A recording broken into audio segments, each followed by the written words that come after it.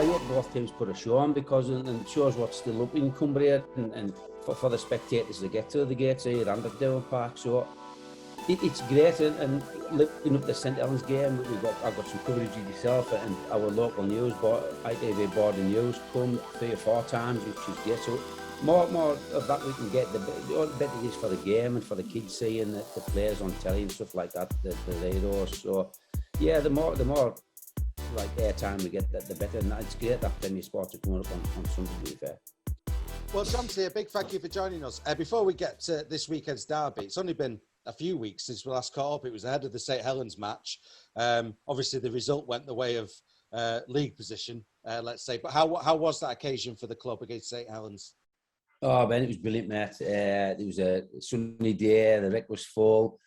Nearly 5,000 people here. And to be fair to the lads, they give it everything. And I know the scoreline got away in the end, but you're playing St Helens, so the first 30 minutes, I think it was nip and tuck a bit. You know what I mean?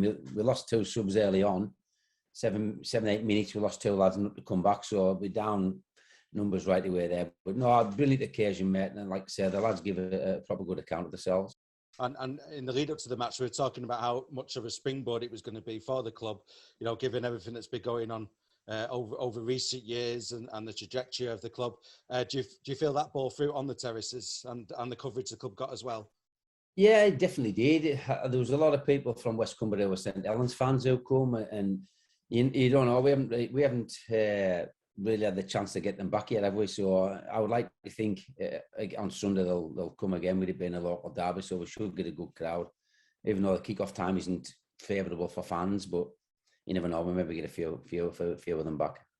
Now, let's talk about your preparations heading into this game, because reading the Rugby League press and that, it's quite clear that you've been hit by injuries, let's say. How's that side of things? Because you've been busy on the loan market in the last month as well. Yeah, it's been awful, absolutely awful. As good as the St Helens game was, that started the rot basically for the players. Obviously, we lost Bishop in the last tackle of the game. When St Helens game, we've lost him for the season. He's smashed his kneecap to bits. He's on crutches, had it wired. Obviously, Liam Cool stretched off that game, but he's played since that. So Liam, it wasn't as bad as first thought. But I mean, we finished at Halifax with 13 fit men. We only took 16, and then we finished the game at Sheffield on Sunday with 11. So it wasn't. It's not the best prep going into a local derby, but it's like this, Ben. It's the adversity thing, and the back's against the wall, and whoever wants it more. So that'll come into this Sunday. We have got a few bodies back, to be fair, this week. So and we're hopefully getting a couple of lads in pivotal positions to come in on loan, but that isn't finalised yet. So I won't really know till later on tonight, tomorrow about that. So I've got to prepare with the lads I've already got. So the good thing is I've got some experience coming back in this week, so I'm happy with that. And just to mention the loanees as well, and the challenge, because you know some of these players are coming from Super League club. You know they're good caliber players, but you got to integrate them into the systems and you know the type of play that you like to play. So how difficult is that with limited amount of training sessions you've got every week as a part-time club? I mean, we got Jack Bibby from Wigan last week, which was great because we were really short on middles. So we got Jack late on, and he come training last week. Great kid. Big thing, and on Sunday he done quite all right.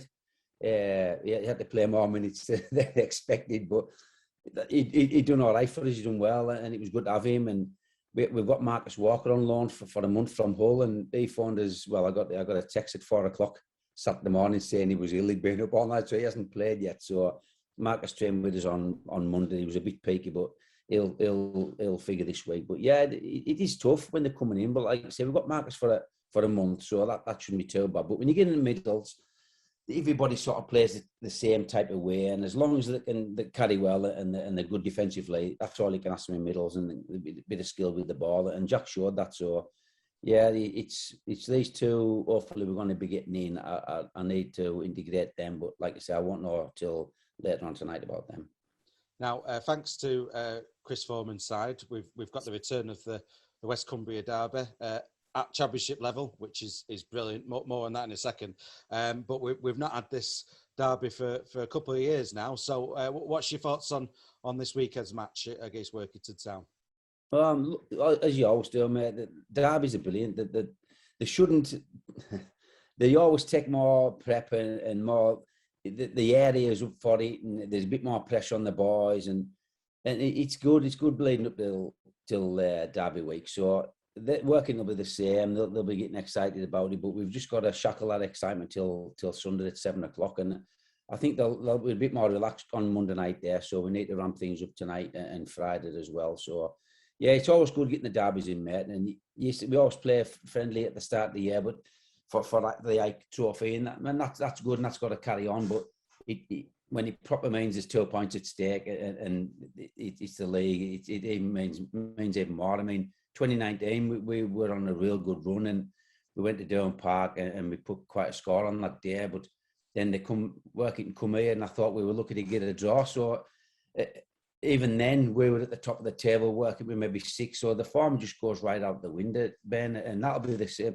The only thing this week is none of us are in good form. It was all Workington. We've had a couple of bad results, and Workington struggled a bit. So even if we were doing well or they were, mate, it goes out the window on Sunday, because that's how derbies are, and all the players know each other, and it's just what's up for grabs, and whoever wants it most will get it. And it'll be live on Premier Sports as well, which is, again, I go back to the start of this interview. We're talking about the shot in the arm that was the St Helens match in the Challenge Cup, but you know what Premier Sports have brought to the Championship this season is great. To put a spotlight on this derby is brilliant, isn't it? Really. Yeah, and I hope both teams put a show on, because and shows what's still up in Cumbria, and for the spectators to get to the gates here and at Durham Park. So it's great, and leading up the St Helens game, I got some coverage of yourself and our local news, but ITV Board and News come 3 or 4 times, which is great. So more of that we can get, the better it is for the game and for the kids seeing the players on telly and stuff like that, the heroes. So yeah, the more like airtime we get, the better. And it's great that Premier Sports are coming up on Sunday, to be fair. And last question, Jonty, just about the fans. You mentioned the kick-off time, but it is Easter, so I'm imagining there's going to be a fair number who make this game at the recreation ground. How important is the home faithful going to be this weekend?